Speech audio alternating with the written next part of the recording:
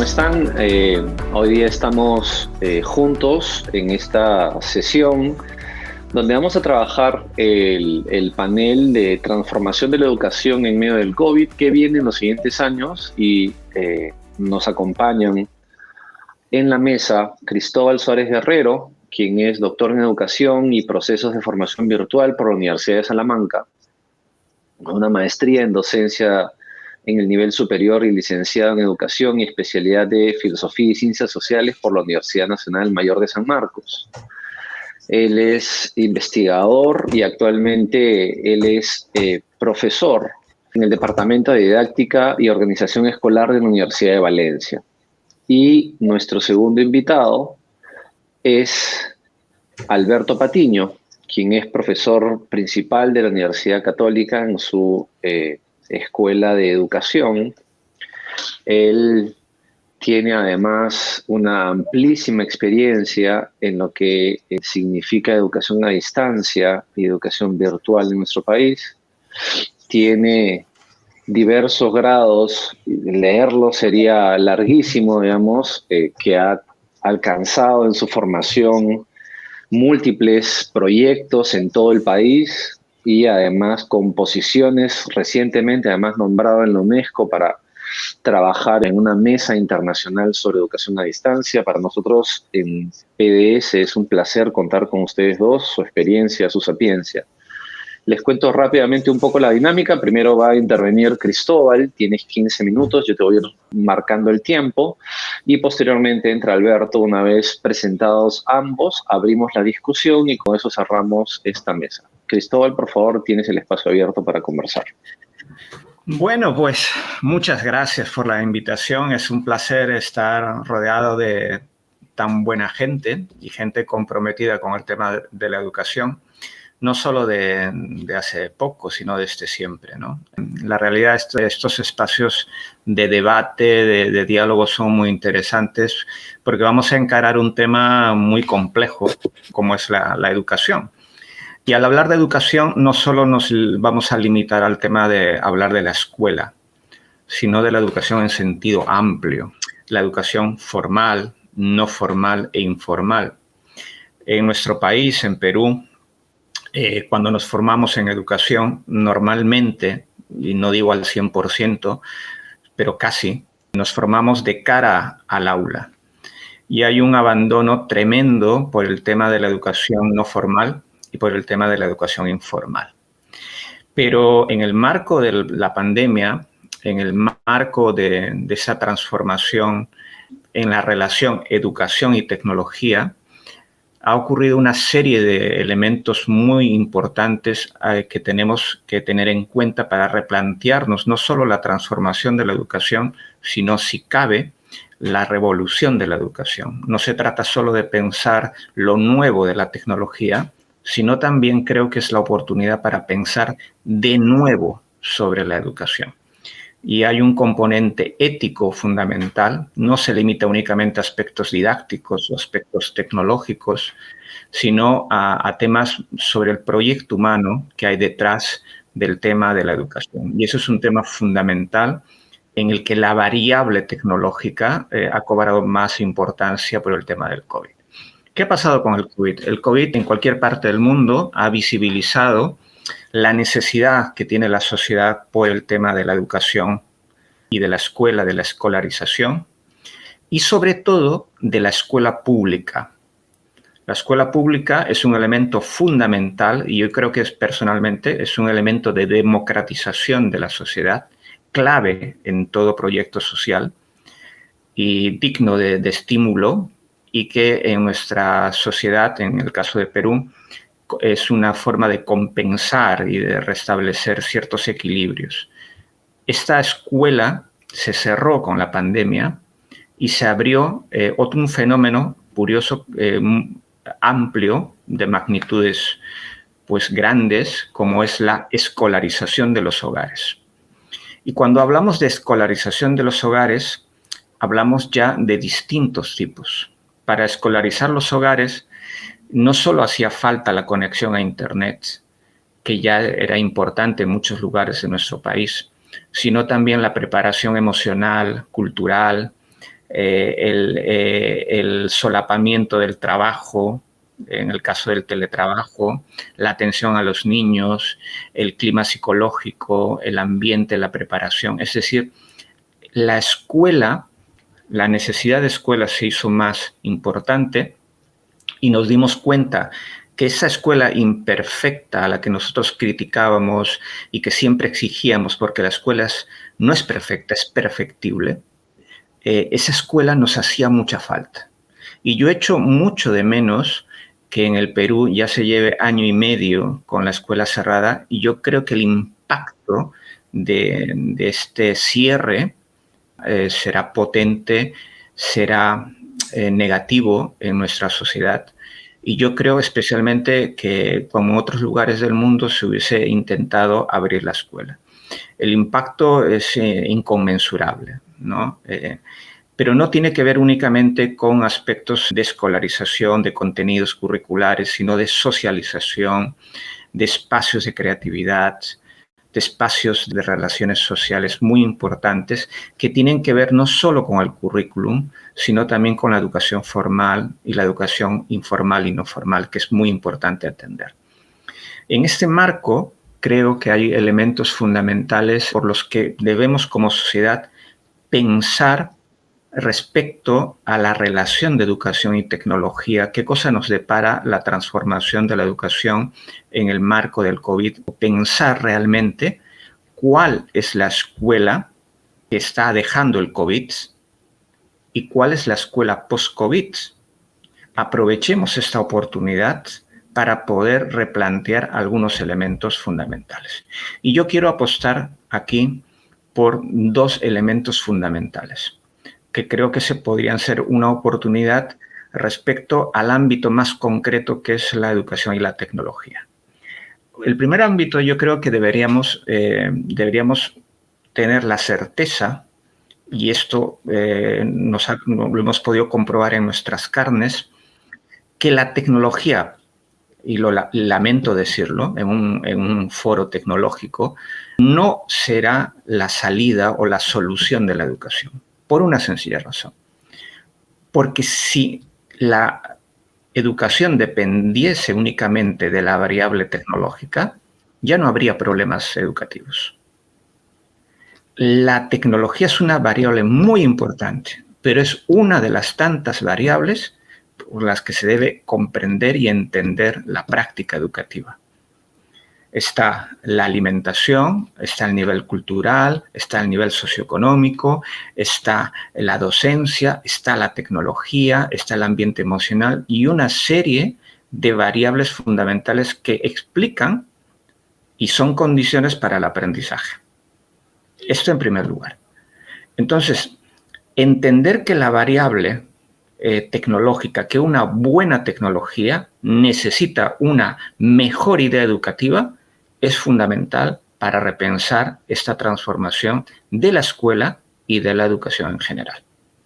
Si no tenemos una buena idea educativa, una buena utopía social, un buen proyecto de ser humano, que en el fondo es hacia donde va la escuela y la educación, por más tecnología que tengamos, por más artefactos innovadores y potentes, simplemente lo que vamos a tener tecnología, poseer tecnología, y necesitamos, y aquí va el segundo punto, no solo usar tecnología, sino apropiarse de la tecnología. ¿Y esto qué significa? Ser competentes digitales. Nuestro sistema educativo debe apuntar también al desarrollo de una competencia digital del ciudadano. Es decir, que la escuela en el Perú, la escuela básica, debe asegurar que todos los ciudadanos, al salir de la escuela, tengan nociones básicas sobre no solo cómo usar una aplicación, ni solo cómo usar una red social o solo cómo descargar un libro, sino que tengan competencias digitales, es decir, no solo desarrollen habilidades tecnológicas, sino competencias en el sentido de saber comunicarse en red, saber crear contenidos, ética y seguridad digital, saber saber resolver problemas reales con tecnología, saber gestionar la información. Dos temas fundamentales, por ejemplo, si nuestro sistema educativo no asegura que la persona que salga del sistema educativo no sepa reconocer entre una información falsa de una verdadera en Internet, entonces hemos hecho muy poco.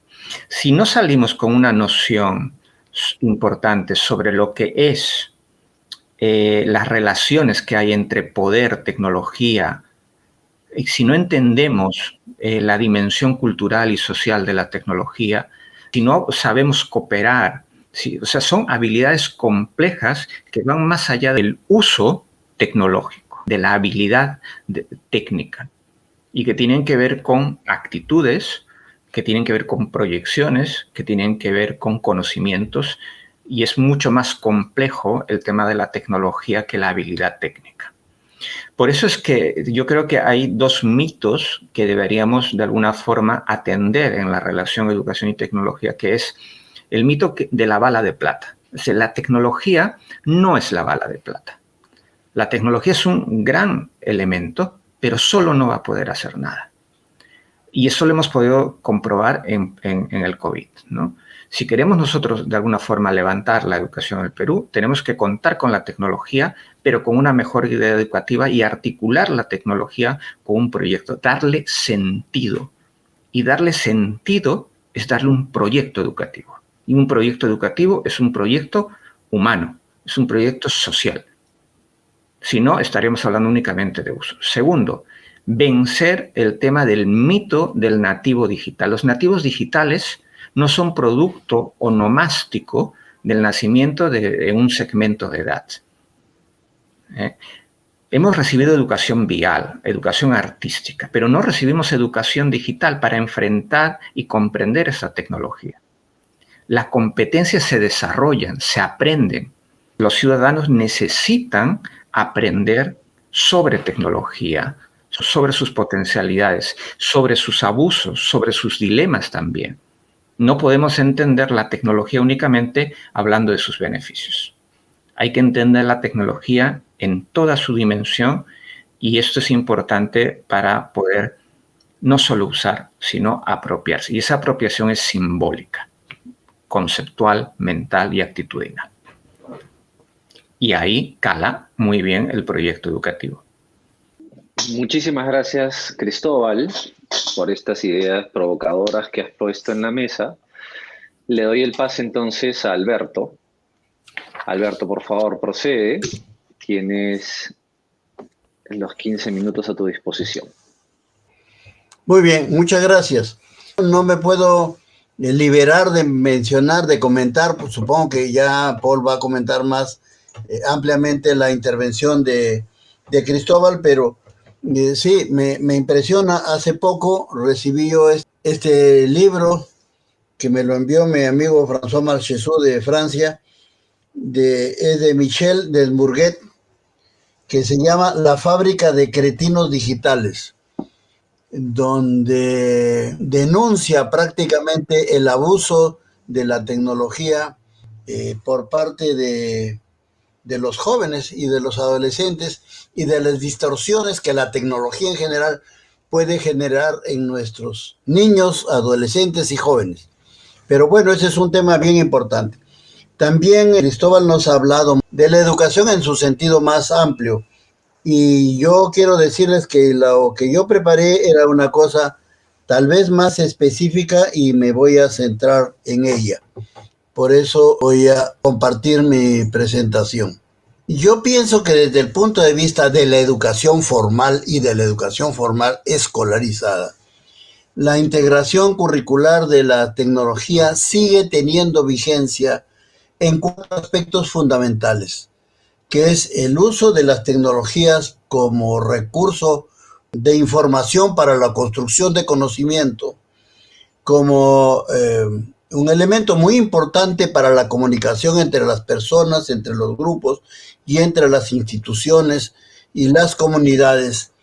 También su uso para colaborar, interactuar y producir conocimiento y aprendizaje en conjunto, y para el uso de simulaciones que tiene posibilidades infinitas desde el punto de vista didáctico.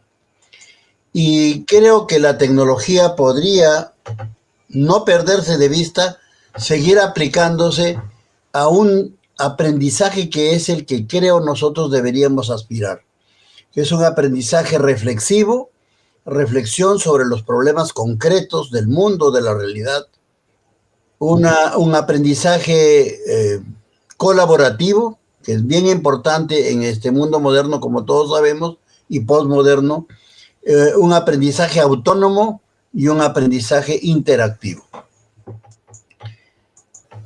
Luego, hablando ya de la forma como hemos enfrentado en la pandemia la educación a través de los sistemas de educación a distancia, llámese con programas de emergencia, con programas virtuales o de otro tipo, creo que es bien importante pensar en el uso de la tecnología para mantener el vínculo bidireccional profesor-estudiante, con la condición de mantener los recursos para el aprendizaje a disposición de los estudiantes las 24 horas del día y los 7 días de la semana, producir programas flexibles con recursos síncronos y asíncronos que permitan no solamente la flexibilidad horaria, sino el avance de los estudiantes según su propio ritmo de aprendizaje.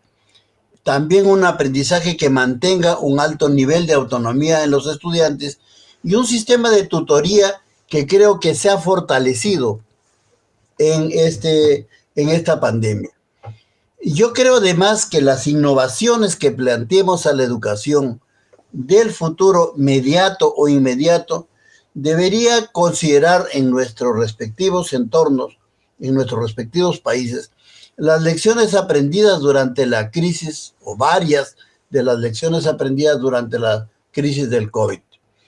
Una de ellas es que se ha puesto en evidencia las desigualdades sociales y la brecha de acceso digital.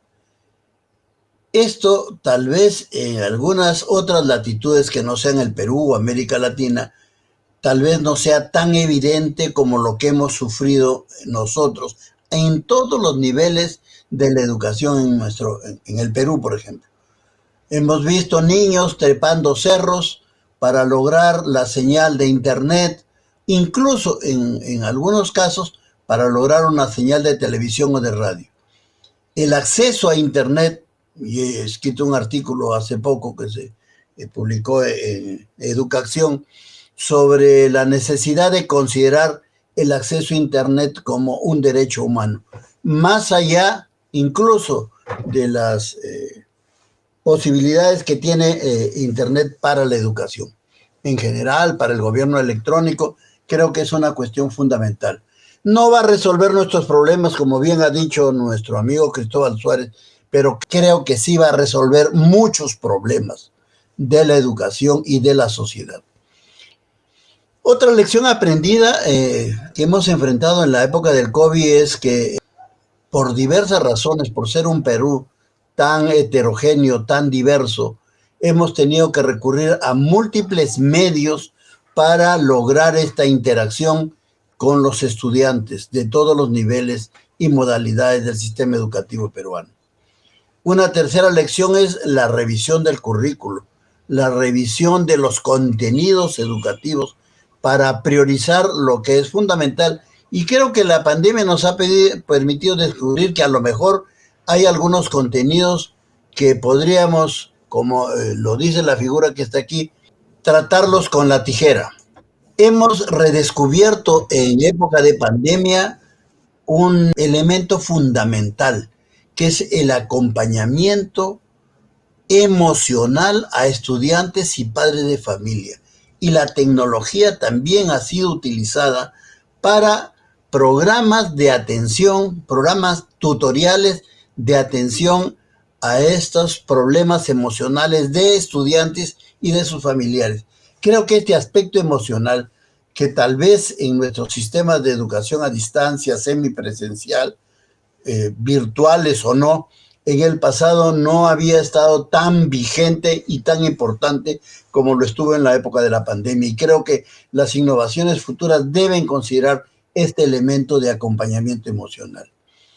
Creo que también hay una tensión muy fuerte entre la producción centralizada de recursos para el aprendizaje y la necesidad de descentralización y de adaptación a las características y a los contextos regionales y locales de los contenidos educativos. Entonces, aquí los docentes, en nuestra opinión, deberían tener la posibilidad de adaptar, de adecuar en equipo o de manera individual los contenidos producidos de manera centralizada para adecuarlos a sus contextos específicos de aprendizaje. Otra cuestión bien importante es la ubicuidad del aprendizaje. Creo que esto se ha multiplicado en la época de la pandemia.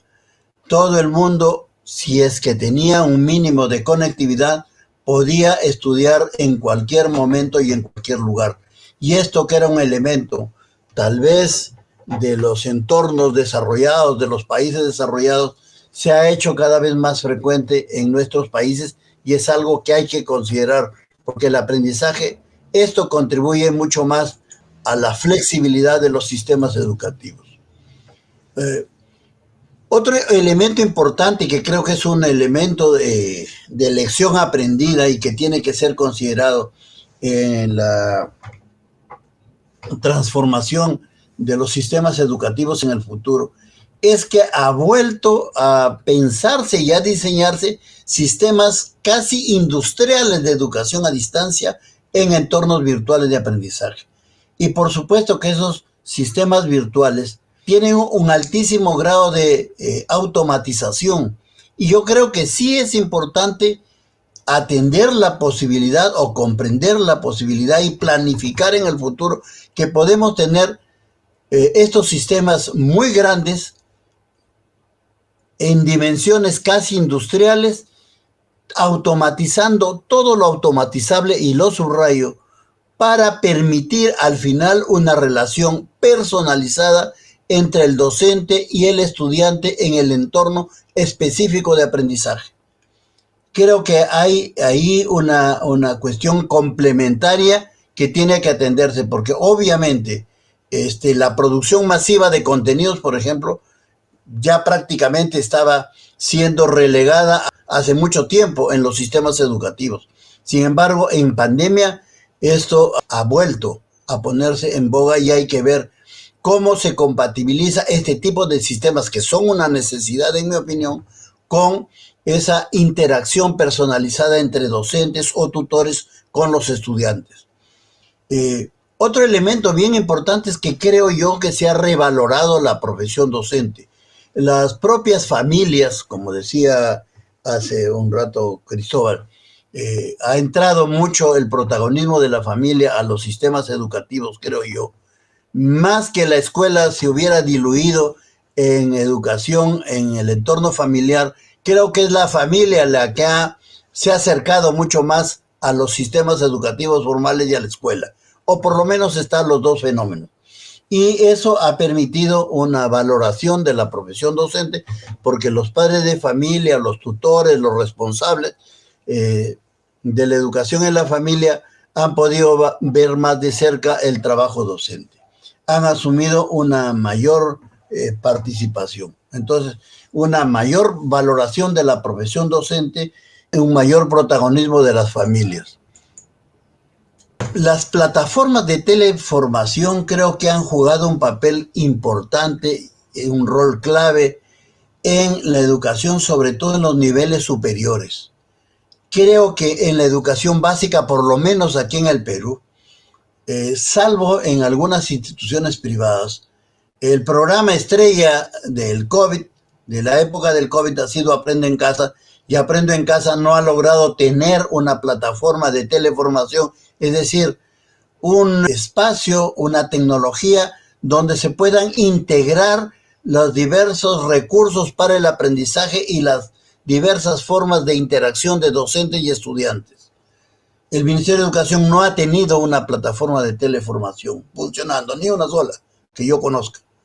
Ha tenido televisión, ha tenido radio, ha tenido la web de donde se bajaban sesiones de aprendizaje los docentes y con mucho esfuerzo, con mucha dedicación, los docentes obviamente no son los responsables, tenían que adecuar esas sesiones de aprendizaje y distribuirlas a través de redes sociales, de WhatsApp básicamente, pero esas redes sociales, si bien pueden jugar un rol complementario muy importante en programas de formación, no están hechas para que sean plataformas de teleformación y por tanto son muy parciales la interacción que puede tener el docente con los estudiantes. Creo que las plataformas son una necesidad y hasta que no se invente otra forma, creo que van a seguir siendo importantes a condición, como subrayo ahí en negrita, que tenga previamente un buen modelo educativo y un buen diseño didáctico. Aquí compartimos también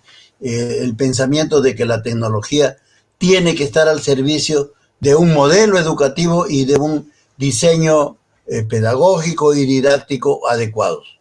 Comparto esa idea en general con mi amigo Cristóbal Suárez. Otro elemento es que hay que guardar cierto equilibrio entre las actividades sincrónicas y asíncronas en los programas de educación virtual, porque lo que creo yo que ha habido es, por la emergencia misma, una cierta distorsión con un uso excesivo tal vez de los sistemas de videoconferencia a través de las distintas marcas, Zoom, Meet, etcétera, y se ha dejado de lado una serie de otros recursos para el aprendizaje que pueden tener los LMS.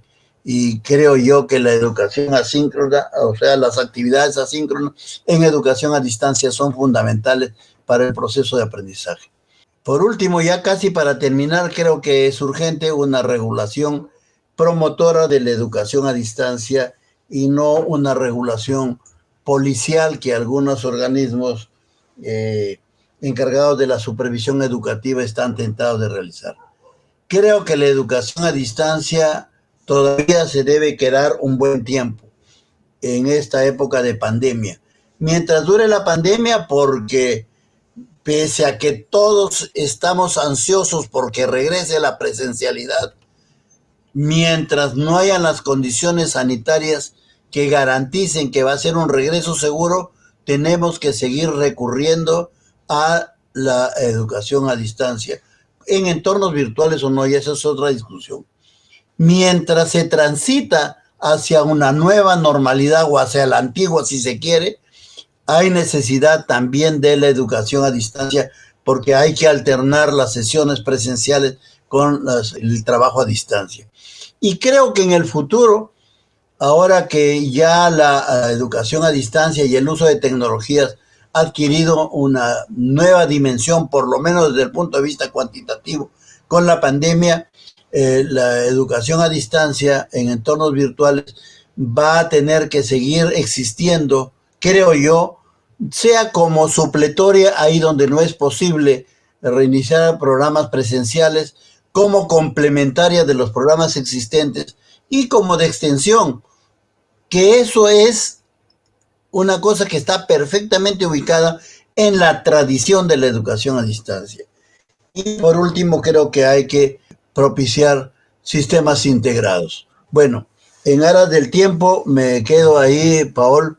Muchas gracias por escucharme y por el intercambio que estamos teniendo en este momento. Muchas gracias.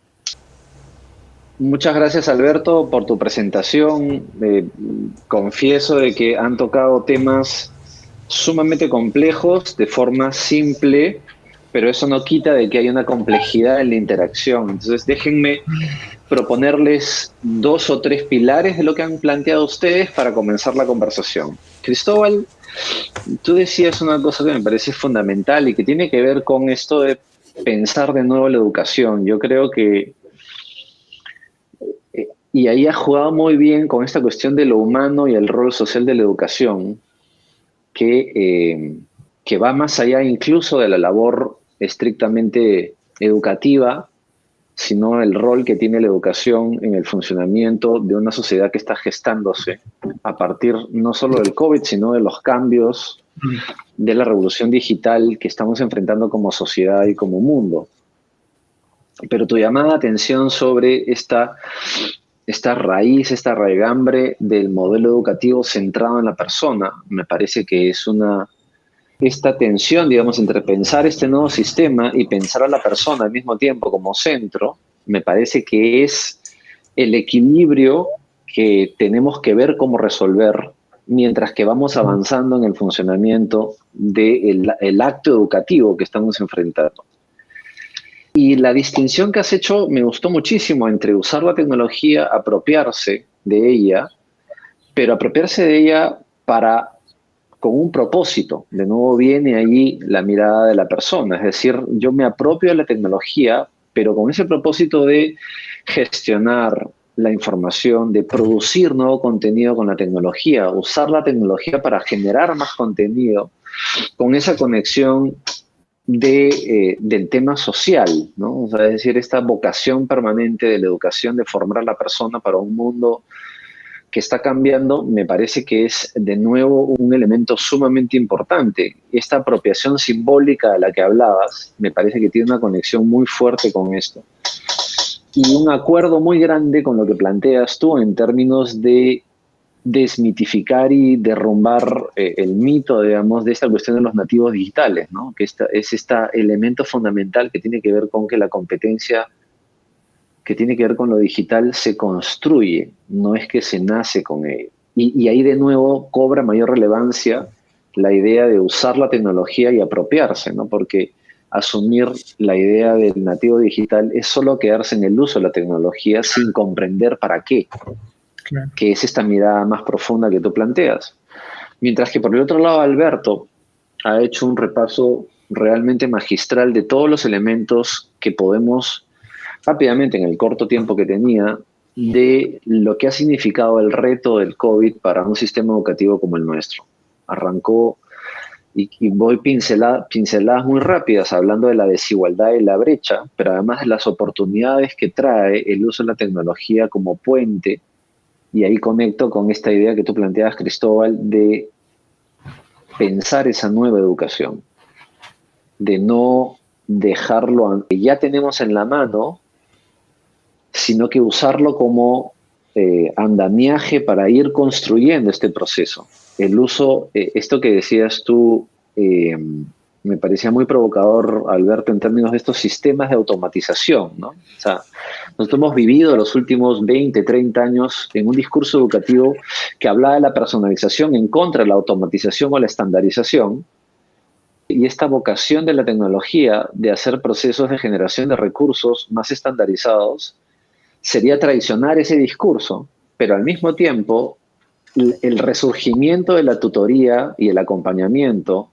y el monitoreo como herramientas para acompañar lo que está pasando en el COVID, y todavía va a seguir así, se han convertido como en un bálsamo para poder enfrentar esta tendencia digital de la estandarización y la automatización, pero con un rostro profundamente humano y centrado en la persona, en la medida en que se implemente, porque si no hay un peligro de asumir que los procesos educativos pueden perder la relación.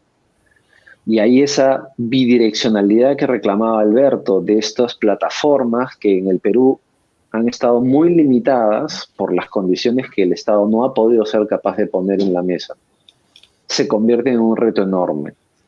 Dejo allí y les abro solo dos preguntas para motivar a la conversación. La primera es la hibridización. O sea, hay una discusión ahora muy fuerte sobre el tema híbrido, esta suerte de etapa que nos toca enfrentar, en la cual vamos a tener que vivir entre lo presencial y lo virtual, lo presencial, semipresencial, a distancia. O sea, esta suerte de melting pot, o sea, esta mezcla que vamos a enfrentar al caerse estos mitos, digamos, de que es imposible hacer educación en masa, digamos, de esa forma.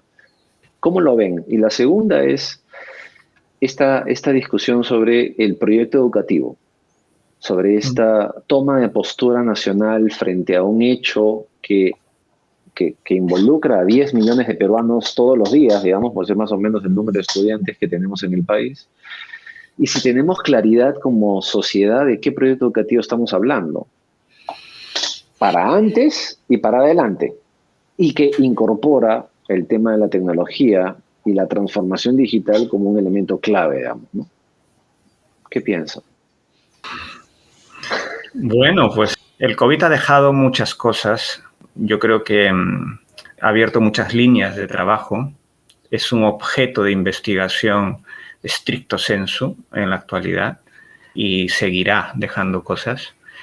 Pero a nivel más de ideología, porque esa es la educación en el fondo también, es una forma de ver el mundo, también deja muchas lecciones. Una de ellas es, creo, que el tema de el COVID lo que ha hecho ha sido visibilizar las grandes fracturas sociales que tenemos en el país. ¿Por qué? Porque una escuela en Chumbivilcas, en Antabamba, en Apurímac, no tiene el mismo peso que una escuela en la ciudad. O sea, aunque se llamen escuela, connotan de forma diferente.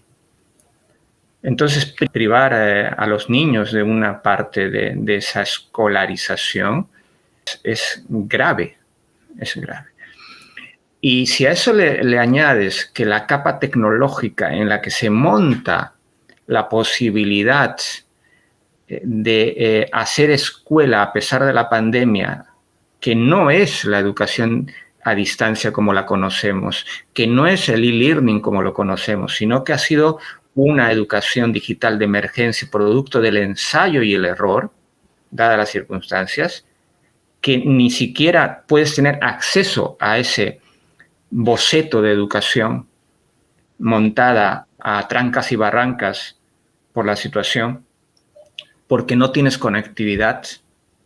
Si a eso le sumas el tema de la cultura, que los padres analfabetos, que no pueden compensar a la escuela, al currículum, a pesar de que el profesor o la profesora hace cosas indecibles para enseñar y aprender por WhatsApp, pues estamos hablando de circunstancias completamente diferentes. Entonces, ¿de qué estamos hablando? Estamos hablando de la necesidad de pensar en un proyecto educativo que compense, que llegue a más personas, que sea de calidad, exigirle todo lo posible a un proyecto educativo. Ahora, la etapa post-COVID nos va a dejar análisis muy finos sobre en qué posibilidades se tiene como país para poder encarar esto. Y ahí se abre la caja de Pandora. ¿Por qué? Porque el sistema educativo, por lo que comenta Alberto, no ha sido capaz de atender, como muchos otros sistemas educativos en el mundo. Porque aquí en España también, la ventaja que se tiene en España es que se encaró el tema y hay educación presencial, a pesar de la pandemia, con restricciones. Montando más profesores, reduciendo ratios en la escuela, porque hay una capacidad del Estado por atender. El descuido de la educación pública por parte del Estado es un tema central que debemos recuperar en esta reflexión que no se limita únicamente al tema de la tecnología. Si hablamos del tema de la tecnología, tenemos que ver cómo, gracias a la pandemia, un elemento accesorio como era la tecnología en la enseñanza, porque tú enseñabas con tecnología, has pasado a enseñar en el entorno tecnológico. Y Zoom, Google Classroom, todo formaron parte ineludible del modelo educativo de emergencia en la actualidad.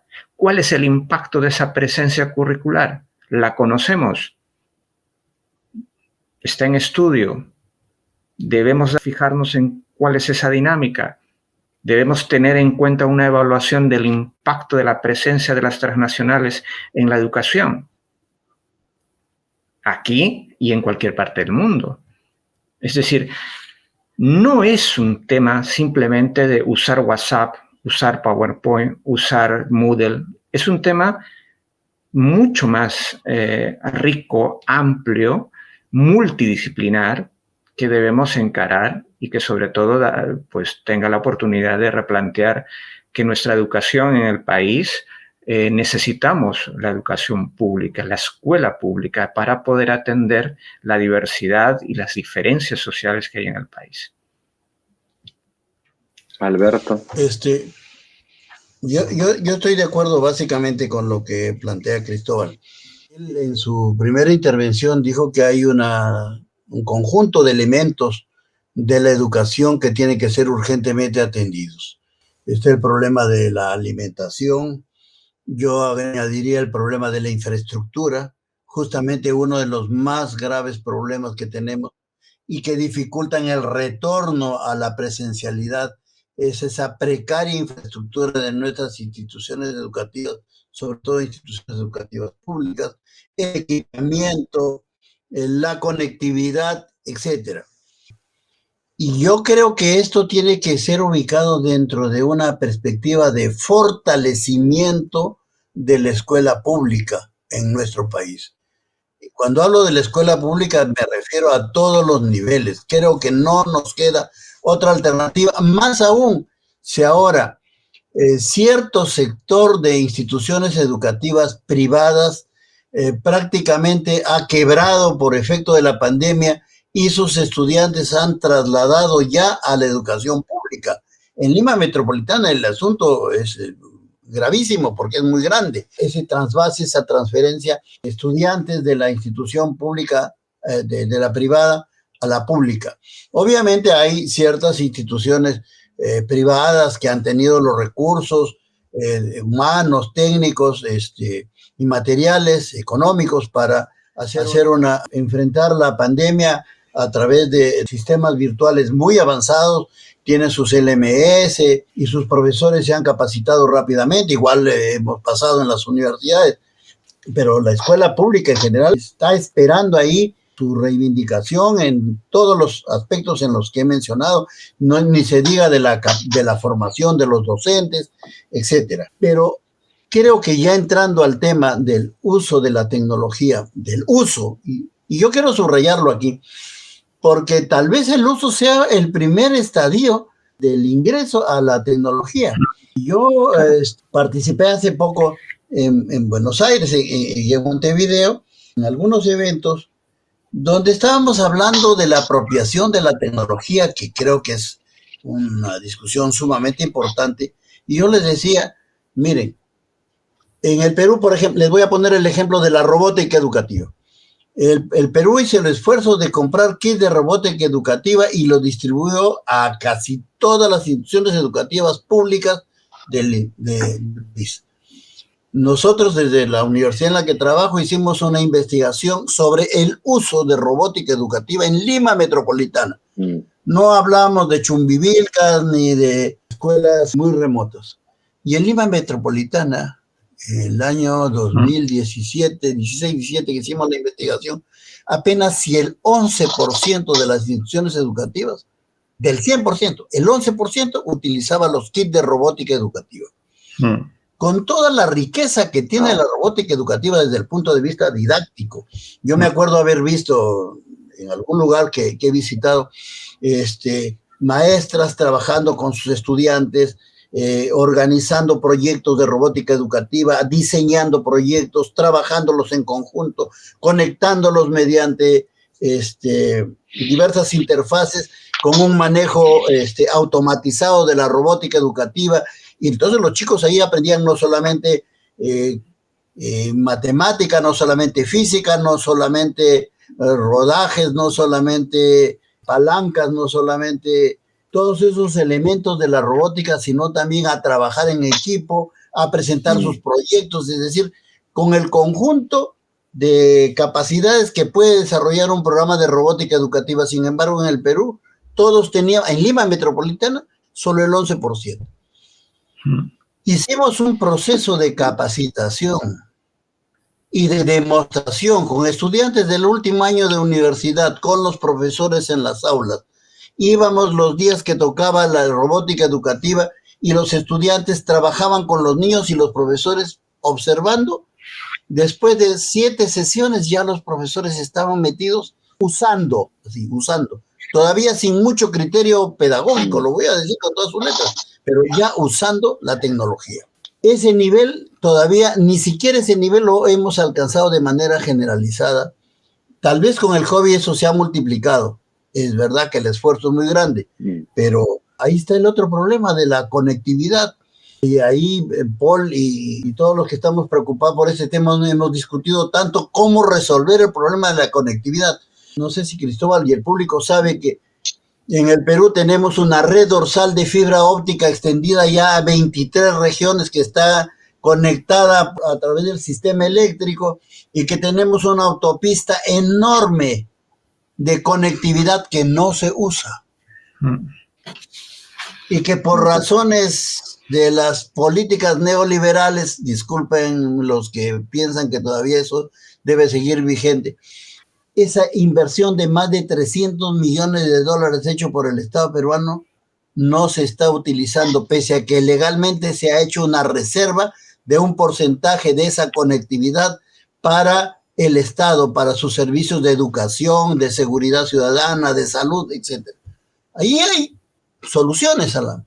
Y además, en los lugares muy remotos, como ya experimentamos, y tú lo dices, Cristóbal, en el plan piloto de educación a distancia, hemos llegado a lugares muy remotos a través de sistemas satelitales. Eso no se ha utilizado. En el Perú hay 5,000 escuelas interconectadas a través de satélite que tampoco se usa en este momento. Y es decir, tenemos que resolver, no creo que sea el problema principal, pero sí es un problema fundamental, el problema del equipamiento y la conectividad, pero hacerlo con eficiencia. Ya no quiero hablar de todos los problemas que ha tenido las últimas compras de las tablets y sus dificultades, etc. Creo que ahí hay un primer problema. Y el otro problema es el problema de la formación de los docentes, efectivamente. Porque el otro día estaba trabajando en una tesis con un alumno de la universidad, y aquí termino, y me decía, por ejemplo, profesor, yo tengo un software que mediante el cual puedo yo crear pequeños programas para simular las leyes de Newton y enseñarlas esas en secundaria. Y entonces me hizo una demostración que era excelente desde el punto de vista técnico y desde el punto de vista didáctico.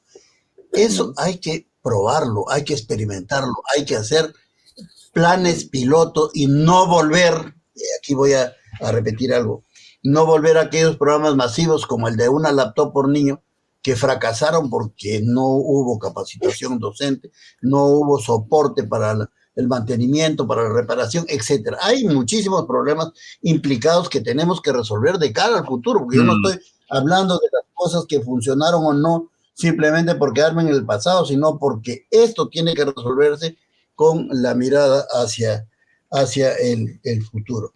Y efectivamente la hibridización que nos pedía Paul va a ser un paso obligado, imprescindible.